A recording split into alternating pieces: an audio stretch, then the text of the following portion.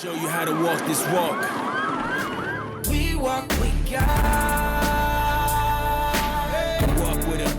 We know that God is coming back.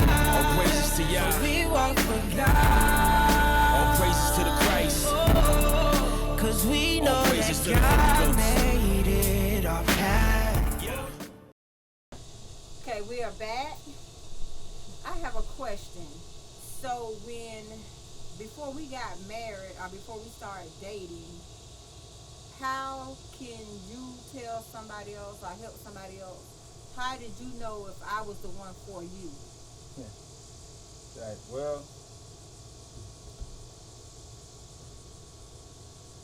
I think when me and you met, get this right. I know I probably don't know better than you, but it was at Ale House. We ran into each other at Ale House, and we had brief encounters. We you was married to somebody else, and I was married to somebody else, and I think we was just coming into church, and you were just leaving. And I think what made me realize,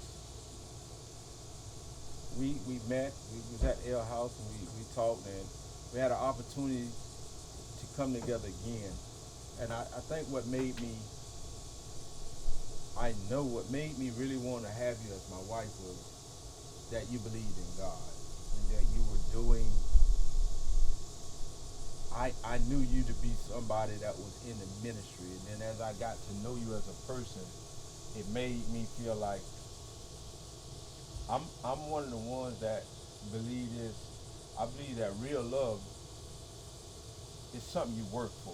You know what I'm saying? I don't believe that real love is just, oh, I saw you and I fell in love. I think just like marriage, every day it's a work. Every day you gotta put in work. You gotta make it work. And I think actually, we September or November or something, we got together, and then next month, not the next month, but 6 months later, we was married.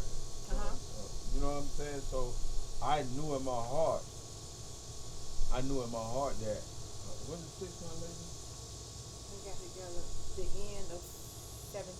The end of 17. Then we got married 9 months later. 9 months later we were married, yeah. Probably just at 10 or 9 months. I knew in my heart that you was somebody. Let me say this. I knew that I could spend the rest of my life with you.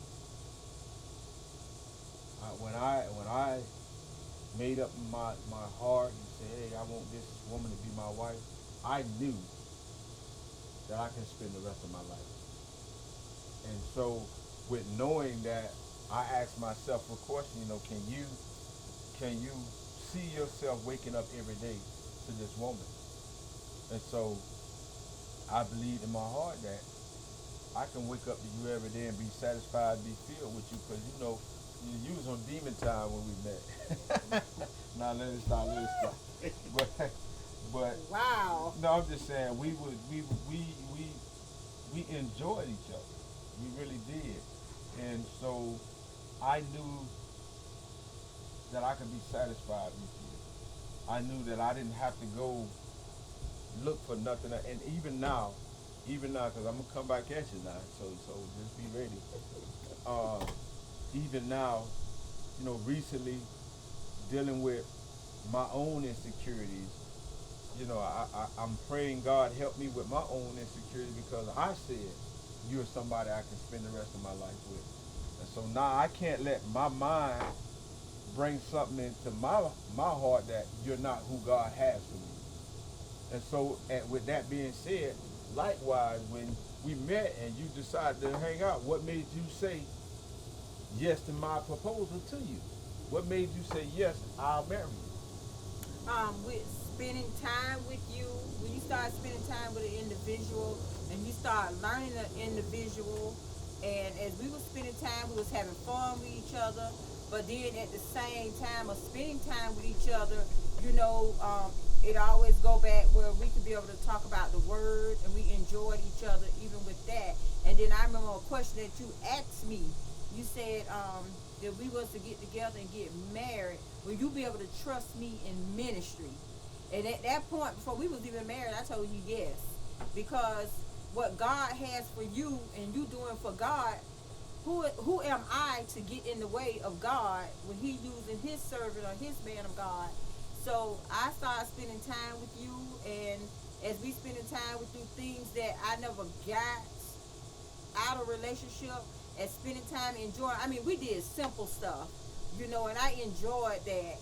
I enjoyed you cooking on the grill like that. Fish I never ate. Yeah, red snapper on the grill. I never had that. You know, I'm always the one that's cooking and cooking. But then when you can get somebody in your life and that individual can cook as well as you can cook, and y'all got something in common, you can do half of the things that I can do. Well, just like everything I can do, you work, you can clean, you can cook and stuff like that. It's helpful, you know, instead of one person just doing it itself. And I heard people say a woman's supposed to keep the house clean and cook and this and this. But if a man can cook too, it's okay if he can cook every now and then, because a woman get tired. Well, a man get tired too now, but see, you know, the Bible says that God looked and he saw Adam and he said it was good.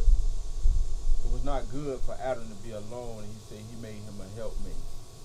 And I think a lot of people misconstrue that. A lot of people take the woman and think that she's supposed to stay home and do this, or they think that the woman, you know, is the lesser.